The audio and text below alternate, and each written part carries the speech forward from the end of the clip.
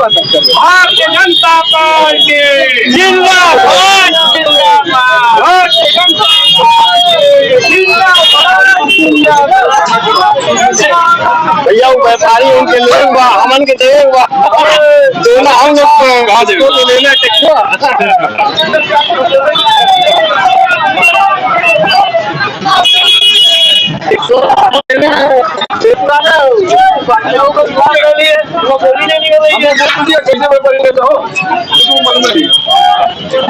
भारत के यशस्वी प्रधानमंत्री, हिंदू हृदय सम्राट जिनको हम कहते हैं, माननीय नरेंद्र मोदी जी शपथ ग्रहण ले रहे हैं। भारत का मान सम्मान पूरी दुनिया में बढ़ाया गया है। आज हम लोग यहाँ नखास चौराहे पे हिंदूवादी संगठन भारतीय जनता पार्टी जो है यहाँ एकत्र होकर हम एक दूसरे को मिष्ठान के द्वारा जो है मिठाई खिलाकर एक दूसरे से आपस में खुशियां बांट रहे हैं। भारत जो है शक्तिशाली राष्ट्र बना है आज मोदी जी के नेतृत्व में।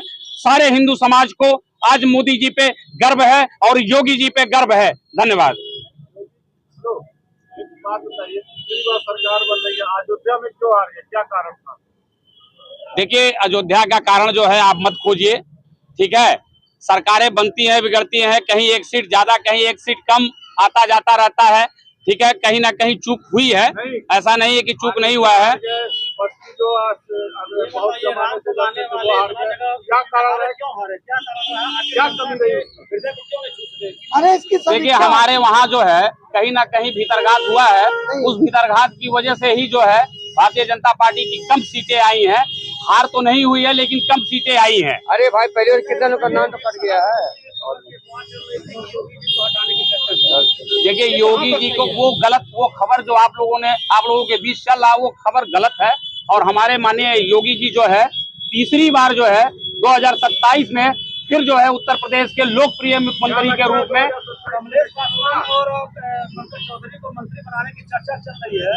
तो ठीक तो है, अगर मोदी जी जो है पूर्वांचल के लोगों को अपने हृदय में बसा कर रखे हुए हैं और मंत्री बना रहे हैं तो इसमें बुराई कहाँ से है? अच्छी बात तो है। पूर्वांचल के लिए तो एक खुशी की बात है कि हमारे पूर्वांचल के लोग उस योग्य हैं, योगी जी उस योग्य हैं कि जिनको जो है क्या नाम है मुख्यमंत्री बनाया गया है। कमलेश पासवान को मुख्यमंत्री बनाया जाएगा, पंकज चौधरी को दूसरी बार मंत्री बनाया जाएगा।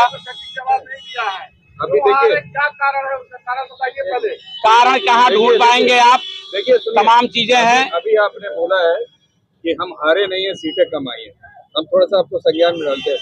अयोध्या आप हार गए, चित्रकूट आप हार गए, सीतापुर हार गए, बस्ती हार गए, सुल्तानपुर हार गए, प्रयागराज हार गए, रामटेक हार गए, नासिक हार गए, कोप्पल हार गए, रामेश्वरम हार गए। ये वो स्थल है जहाँ से भगवान राम का डायरेक्ट संबंध रहा है। देखिए, ऐसा है और नारा आपका था कि जनता जो है सरकार बनाती है। नारा वो था कि जो राम को लाए हैं हम उनको लाएंगे, और इन जगह पर आप हारे हैं, क्या कहना है? ठीक है, कहीं ना कहीं चूक हुआ है, हम कार्यकर्ताओं से ही चूक हुआ है, जिसके कारण जो है हम सम्मानजनक सीट नहीं ला पाए हैं। हम कार्यकर्ताओं से ही चूक हुआ है, कहीं ना कहीं हुआ है, ठीक है। उसकी भरपाई जो है क्या नाम है हम 2027 में करेंगे और योगी जी को जो है फिर 29 में फिर हम करेंगे और योगी जी को जो है यही उत्तर प्रदेश की जनता जो है पूर्ण बहुमत की सरकार बनाएगी। फिर हम पूछेंगे कि अब क्या हुआ, फिर हम आपसे भी पूछेंगे और जो लोग कह रहे हैं उनसे भी हम पूछेंगे कि अब क्या हुआ।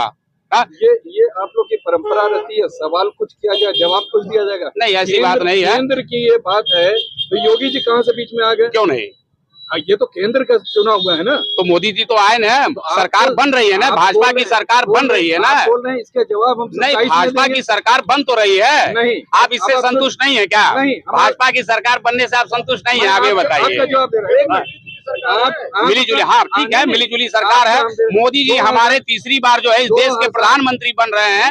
हम लोगों को इससे ज्यादा और क्या चाहिए? भारत देश क्या चाहिए? 2014 अब की बार मोदी सरकार, 2019 अब की बार मोदी सरकार, 2024 अब की बार 400 पार मोदी सरकार। आपके पीछे फ्लैश हो रहा है एनडीए सरकार। बहुत बड़ा डिफरेंस है। मोदी सरकार बदल करके एनडीए सरकार हो गई है। क्या कहना है? पहले तो 400 के पार का नारा लगाते थे, अब एनडीए का लगा, एनडीए सरकार क्या कारण है? नहीं, एनडीए सरकार तो पहले भी हम नारा देते थे ना, कभी नहीं दिए हैं, और क्या, क्यों नहीं, अटल जी के टाइम में भी दिए हैं हम। अटल जी की बात छोड़ दीजिए, इंडिया शाइनिंग किया वो हार गए। 2014, 19 और 24 की बात मोदी जी सरकार बना रहे हैं और आप देख भी रहे हैं, सरकार बन रही है, एनडीए सरकार बन रही है, ठीक है, कोई बात नहीं है, कहीं ना कहीं समर्थन लेना पड़ जाता है, राजनीति है, ठीक है, सत्ता आती जाती रहती है, किसी की भी आएगी जाएगी, जहां जरूरत पड़ेगा हाथ मिलाने की वहां हम हाथ भी मिलाएंगे और उन्हीं से हाथ मिलाएंगे जो हमारे अपने हैं, उन्हीं से हाथ मिलाएंगे, ठीक है। आज अजीत पवार जी का एक स्टेटमेंट आया है, जो आपके घटक दल है, उन्होंने कहा है कि मुझको कैबिनेट मिनिस्टर से नीचे कोई चीज बर्दाश्त नहीं है। देखिए, हाई क्लास, हालांकि मैं जा रहा हूं शपथ ग्रहण में, उन्होंने साफ ये स्टेटमेंट दिया है। कैसे देखते हैं आपके तो घटक दल है, एनडीए के मेंबर है वो, ठीक है, सबका स्वागत है अभी तो, ठीक है, अब आगे देखा जाएगा। और भी हमारे वक्ता हैं यहाँ, हमारे सीनियर हैं, वो भी कुछ जवाब देंगे आपको, अभी आप उनसे भी बात करिए। और पहले तो आप सब लोगों को बहुत बहुत बधाई, ढेर सारी शुभकामना। आपका जो आप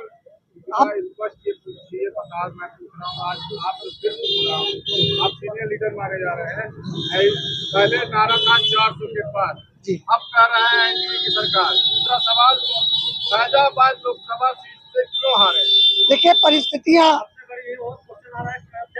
बिल्कुल आपकी बात सही है, हम आपके बात से सहमत भी हैं कि वास्तविक रूप से जहां किसी को विश्वास नहीं हो सकता, वहां से अगर हमारी पराजय हुई है तो निश्चित रूप से वो समीक्षा का और उसमें ये देखने का काम करना पड़ेगा कि सरकार के द्वारा कहाँ चूक हो गई, हमारे द्वारा संगठन के द्वारा कहाँ चूक हो गई, जो इतना बड़ा जो अयोध्या हमारे लिए मान सम्मान स्वाभिमान का पहचान था। सिर्फ अयोध्या ही नहीं, नाम लिया है, जहाँ जहाँ राम का बिल्कुल कैरेक्टर है सही वहाँ है। आ रहे हैं, तो क्या ये मान करके चला जाए कि ये जो राम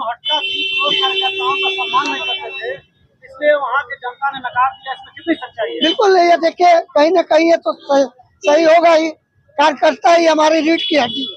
भारतीय जनता पार्टी कार्यकर्ता की नाराजगी का असर है ये, नाराजगी कह सकते हैं, लेकिन नाराजगी के लिए क्या है, सबसे बड़ी पार्टी कार्यकर्ताओं की पार्टी भारतीय जनता पार्टी, और पार्टी सभी को खुश कर नहीं सकती, लेकिन बहुत सी चीजें हैं जो विचारधाराओं की, हम विचारधारा की लड़ाई लड़ते हैं।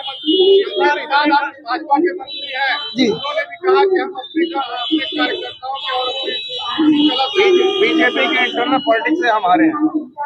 देखिए, अब वो सब समीक्षा का विषय निश्चित रूप से आज शपथ ग्रहण के बाद इसकी समीक्षा होगी, कहाँ से हम किस कारण से हमारा पराजय हुआ। लेकिन इसके साथ ये भी खुशी है कि भारतीय जनता पार्टी में माननीय प्रधानमंत्री जी तीसरी बार एनडीए के साथ लेकर, स्पष्ट बताइए, संजय निषाद जी का यह बयान है, देखिए, साथ फैजाबाद की जनता क्यों नाराज है? देखिए, बहुत सी चीजें होती हैं। दूसरी बात सर ये बताइए, जहाँ हम लोग खड़े होकर न्यूज बना रहे हैं, आज ये दुकानें दिखाई दे रही है बाजार रौनक, जी, विरासत गलियारा बनने वाला है, जी, जी, जो हाल फैजाबाद का हुआ विकास के नाम पे, जी, क्या यह अगर विकास होता है तो गोरखपुर की स्थिति होगी? दो शब्द केवल इस पे। बिल्कुल सही है। देखिए, जब विकास होता है तो कहीं न कहीं नुकसान तो होता ही है, और जब विकास होगा तो थोड़ा बहुत चौड़ीकरण में व्यापारियों का नुकसान होगा। चौड़ीकरण होता है तो गोरखपुर का फैजाबाद से हाल न हो जाए, मुझे डर लग रहा है। बिल्कुल सही है। देखिए, लेकिन इस बात का प्रयास किया जाएगा, माननीय प्रधानमंत्री जी, माननीय मुख्यमंत्री जो हमारे अगुआ भी हैं, हम लोग के मुखिया भी हैं, दो तीन बातें खुल करके आ रही हैं कि सर्किल रेट जी, गोरखपुर अन्य जिलों का अभी तो बढ़ा नहीं है, और रही बात मुआवजे की, तो मुआवजा काफी कम मिला, जो फैजाबाद के लोग कह रहे हैं, विभिन्न समाचार चैनलों पर चल रहा है, इसकी गोरखपुर समाचार से पुष्टि नहीं करता है। गोरखपुर में क्या सर्किल रेट बढ़ा देता है? देखिए, आपकी बात सही है, 2016 के बाद से सर्किल रेट नहीं बढ़ा, ये सही है, और वास्तव में ये राजस्व का विषय है, माननीय मुख्यमंत्री जी के द्वारा ही राजस्व तय होते हैं, उसमें हम लोग का विशेष रूप से जो वास्तविक रूप से आप माननीय भैया जी ने पूछा है कि हम इतनी जगह से चुनाव क्यों हारे, निश्चित तो समीक्षा का विषय है, हम इस पे चिंतन मंथन कार्यकर्ताओं के साथ करेंगे, और जहाँ क्यों कोई जो गाना चलता था, हम राम को लाए हैं, आखिर राम ने क्यों भाजपा का साथ छोड़ दिया? देखिए, राम जी कभी किसी का साथ छोड़ते नहीं। कहीं न कहीं हमारे द्वारा चूक हुई है, जिसका ये परिणाम हम इस बात को स्वीकार करते हैं। कहीं न कहीं कानून व्यवस्था बिगड़ी, सुधारने के चक्कर में लोगों का उत्पीड़न हुआ। अभी पत्रकारों का उत्पीड़न लगातार सरकार की पुलिस कर रही है, इस पर सरकार ध्यान क्यों नहीं देती है? बिल्कुल सही है, लेकिन ऐसा नहीं है। माननीय मुख्यमंत्री जी, माननीय केंद्र की सरकार, माननीय प्रधानमंत्री जी निश्चित रूप से इस विषय को IRS पर केवल एप्लीकेशन पर का कोई जवाब नहीं मिलता है, लोग कह रहे हैं। इसके विषय में क्या ध्यान दिया जाएगा आगे? देखिए, इसी सब का तो आज ये परिणाम जो भी माइनस प्लस हुआ है, यही सब का तो परिणाम है। इसी के सुधार के लिए हम सजग होंगे। माफिया सक्रिय हो रहे हैं, गोरखपुर में तमाम लोगों की खेलने की बात आ रही है, तमाम तरह से कोई सुधार नहीं हो रहा। नहीं, बिल्कुल कानून व्यवस्था देखिए मजबूत होगा, सुधार होगा। अब यह है कि आज ये चुनाव के परिणाम के बाद हम लोग को चिंतन मंथन करना है, उस पर हम लोग को इस विषय पे जरूर ध्यान देना है कि आखिर ये क्या कारण है। एक आखिरी सवाल ये है कि क्या जो 2014 से 2024 तक एक तथाकथित विपक्ष का ये रहा है कि Modi ji as a dictator काम कर रहे थे, क्या वही डिक्टेटरशिप, वही तानाशाही आगे चलेगी या अब चेंज हो जाएगा? क्योंकि विगत दिनों देखा गया है, अगर रेल चालू करना है तो मोदी जी, रेल मंत्री का कोई मतलब नहीं, नोट बंद करना है तो मोदी जी, फाइनेंस मिनिस्टर का कोई मतलब नहीं। तो अब जब एनडीए सरकार हो रही है तो क्या इस कार्य प्रणाली में चेंज आएगा? निश्चित रूप से देखिए, अब क्योंकि माननीय प्रधानमंत्री जी एनडीए को साथ लेकर सरकार का गठन हो रहा है, तो बहुत सी चीजें बगैर अपने सहयोगी दलों से विचार विमर्श किए कोई भी निर्णय नहीं ले सकते, ये सही है। और माननीय प्रधानमंत्री जी ने इसके पूर्व में जो भी निर्णय लिया वो देश हित के ही लिए लिया। वो बात अलग है कि बहुत सी चीजें जनता के लिए लाभकारी होती है, और उन्होंने जो लाया जनता हित के लिए। अशोक कुमार गुप्ता। सब ये शपथ ग्रहण के दिन आप सारे लोग यहाँ जो है इकट्ठा हैं। निश्चित रूप से यशस्वी प्रधानमंत्री माननीय आप व्यापार मंडल से हैं? आप व्यापार मंडल से हैं ना? जी। व्यापारी सबसे तरफ से जीएसटी, और जीएसटी को बीजेपी लाई थी, तो क्या एनडीए का जो सरकार बन रही है उसमें कुछ रिलैक्सेशन होने वाला है?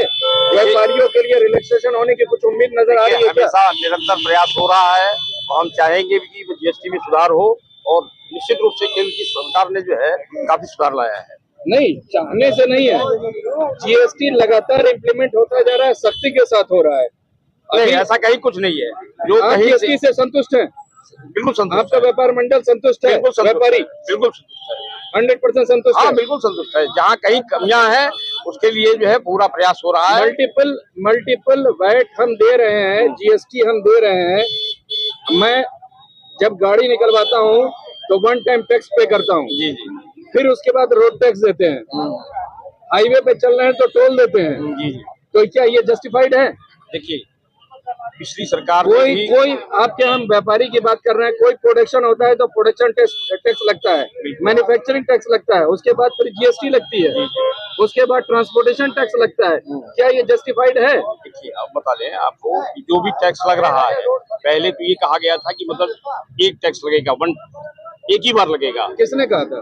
केंद्र की सरकार ने कहा था, और लग भी रहा है। कौन सी सरकार? भाई, मोदी जी की सरकार और किसकी सरकार? 28%, 12%, 18%, 5%। किताबों पर और कपड़ों पर कोई टैक्स नहीं था, 5% इम्प्लीमेंट किया मोदी सरकार ने। 18% का एक स्लैब है, 28% का एक स्लैब है, 32% का एक स्लैब है। क्या कहना? देखिए, उसमें कहीं से भी जो है जो भी परिवर्तन हुआ है वो सब आपके सामने है। परिवर्तन नहीं है, ये टैक्स चल रहा है, ये लगा हुआ है, ये टैक्स नहीं है। आप इसको डिनाई करते हैं? नहीं, डिनाई नहीं कर रहे हैं। हमारा ये कहना है कि जो आप बोल रहे हैं कि अब आपकी गवर्नमेंट ने, बीजेपी ने बोला है कि 1 नेशन 1 टैक्स, और आप अभी इसको डिनाई कर रहे हैं कि नहीं? हम ये कह रहे हैं कि जो भी है वो परिवर्तन हुआ है, और परिवर्तन करके सुधार लाया है। कहाँ सुधार हुआ? आप फिर एक बार स्लैब देख लीजिए। हम देख के बात, स्लैब एक बार देख लीजिए। मैं देख के बात कर रहा हूँ। बता दीजिए, कपड़े पर और कागज पर कितना % टैक्स है? ये तो अभी जो नया आया है, पता नहीं कैसा व्यापारी नेता है। आपका शुभ नाम बताइए। रमेश गुप्ता। धन्यवाद।